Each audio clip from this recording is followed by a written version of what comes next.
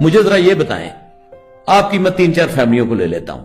بھٹو صاحب کے جو والد محترم تھے سر شاہ نواز بھٹو صاحب، وہ آپ کو پتا ہے کہ ریاست جوناگڑھ کے ملازم تھے، ریاست جوناگڑھ میں ملازم تھے، اور نہرو کے تو وہ بالکل، موتی لال نہرو کے تو وہ اس طرح تھے جس طرح ملازم ہوتے ہیں۔ ان کا بیٹا سر شاہ نواز کا سر کا خطاب کس نے دیا تھا؟ سر کا خطاب کس نے دیا تھا؟ انگریزوں نے دیا تھا بھائی آپ کو۔ کیا کرتے تھے آپ؟ انگریزوں کی خدمت کرتے تھے، انہوں نے آپ کو خطاب دیا۔ اس کے بعد ان کا بیٹا آیا، آپ کے ملک پر اس نے حکومت کی، اس کے بعد اس کی بیٹی نے حکومت کی، اس کے بعد آپ کا وزیر خارجہ آپ کے ملک کا بلاول، جس کو الفبے بھی نہیں آتی، آپ اس کے مقابلے میں ذرا جے شنکر کو لیں نا۔ ہاں، یہ کمپیریزن کیا یہ بنتے؟ اگر متحدہ ہندوستان ہوتا، اگر ہندوستان اور پاکستان پارٹیشن نہ ہوتی تو کیا بلاول وزیر خارجہ بنتا؟ کیا بینظیر وزیر اعظم بنتی؟ یار آپ ذرا ان کا لیول تو دیکھیں۔ آپ متحدہ ہندوستان میں ہوتے تو یہ فیملی بنتی بیچاری؟ کیا متحدہ ہندوستان کا صدر آصف زرداری ہوتا یا ابوالکلام ہوتا، جو وہ بنا تھا ان کا جو سائنٹسٹ تھا ان کا؟ اس کے بعد آپ آ جائیں یہ زرداری سے، آپ ذرا اس کے بعد آ جائیں اپنا مولانا فضل الرحمان کی طرف۔ فضل الرحمان کا والد محترم جو ہے وہ سائیکل پہ جاتا تھا، مسجدوں کے امام تھے یہ، اور یہ آپ کو پانتے کہ یہ صوبے کے وزیر اعلیٰ بن جاتے، صوبے کے گورنر ہوتے، 35 گاڑیاں ہوتی ہیں، ایک ایک گھر ان کا انگلینڈ میں ہوتا، ایک ایک گھر ان کا اسلام آباد میں ہوتا، ایک ایک گھر ان کا پشاور میں ہوتا، ایک ایک گھر ان کا ڈیرہ اسماعیل خاں میں ہوتا۔ ایسے ہوتا؟ یہ تو نیکسٹ بینیفیشری آگے نا، یہ وہ نہیں، میں سیاستدانوں کی بات کر رہا ہوں، میں جگیرداروں کی بات، یہ جگیرداروں سے سیاستدان بنے۔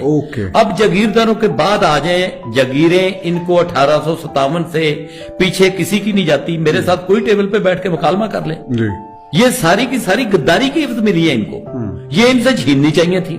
اچھا، پاکستان بننے کا ثمر ان کو یہ ملا کہ یہ آج تک وہی ٹائٹل لے کے پھر رہے ہیں، ہم نواب، جگیردار۔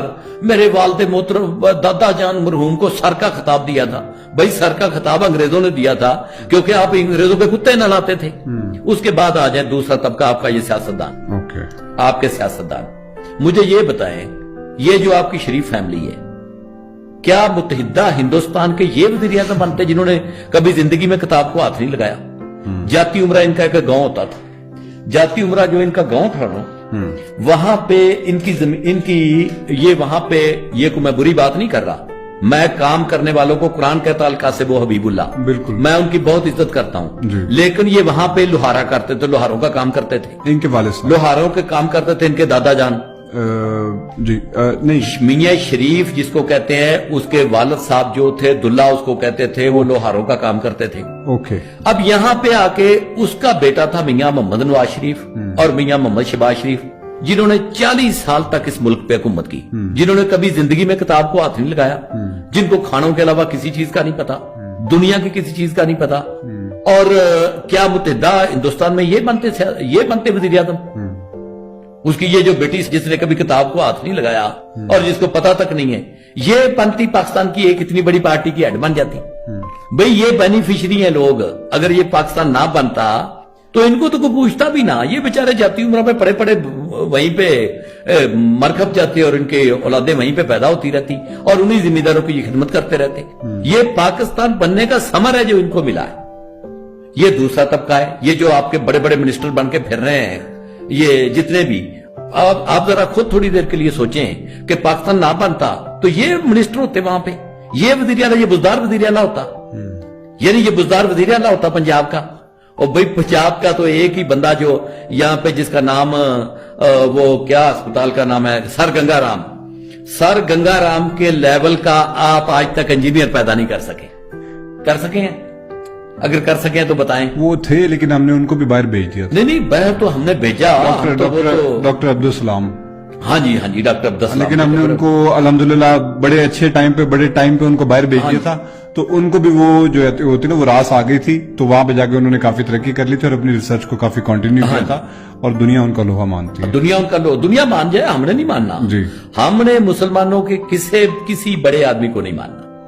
میں آپ کو بتا رہا تھا بینیفیشری کی بات کہ یہ پاکستان کے جتنے پولیٹیشین اس وقت چل رہے ہیں یہ پاکستان کے بینیفیشری ہیں۔ یہ پاکستان نہ بنتا، یہ बेचारे कहीं पे कोई लोहा ठोक रहा होता, कहीं पे कोई तरखाना कर रहा होता, कहीं पे कोई अंग्रेजों के वो सिखों की गुलामी कर रहा होता, कोई हिंदुओं की गुलामी कर रहा होता। ये पाकिस्तान बनने का समर है जो इस ओहदों पे पहुंचे हैं। ये आसिफ जरदारी जो सदर बन गया था, इसको कोई सदर बनाता मुत्तहिदा हिंदुस्तान का, जरा सोचो। उसके बाद आ जाए वो ममनून हसैन पहले बन गया था, आरिफ अलवी बन गया। चले वो शरीफ आदमी है, उसको मैं छोड़ देता हूँ, लेकिन आगे आ जाए। लेकिन अब आप आरिफ अलवी को छोड़ देंगे, लोग कहेंगे ये पीटीआई से बिलोंग करते हैं। नहीं, पीटीआई तो देखे, इसमें तो कोई डाउट ही नहीं है कि पीटीआई का जो लीडर है ना, पीटीआई का जो लीडर है, बेशक लोग कुछ भी कहते रहे, इतना बहादुर आदमी बर्रे सगीर पाको के मुल्क पाकिस्तान में पैदा नहीं हुआ। पाकिस्तान की 25 करोड़ की आबादी है, इस 25 करोड़ से पहले 25 करोड़ लोग मर गए होंगे। इतना बहादुर आदमी पैदा नहीं हुआ, इतना ईमानदार आदमी पैदा नहीं हुआ, और इतना बेवकूफ आदमी पैदा नहीं हुआ। वो एक सिंपल है, बहुत सिंपल आदमी है, वो एक बच्चों की तरह उसका देन है। पाकिस्तान की हिस्ट्री का वो सबसे बड़ा आदमी है, इसमें क्या डाउट है? इसमें मैं ना मानूं, आप ना माने, कोई भी ना माने, लेकिन वो पाकिस्तान की हिस्ट्री का सबसे बड़ा आदमी है। उस बंदे ने क्रिकेट में हाथ डाला, वो टॉप पे गया।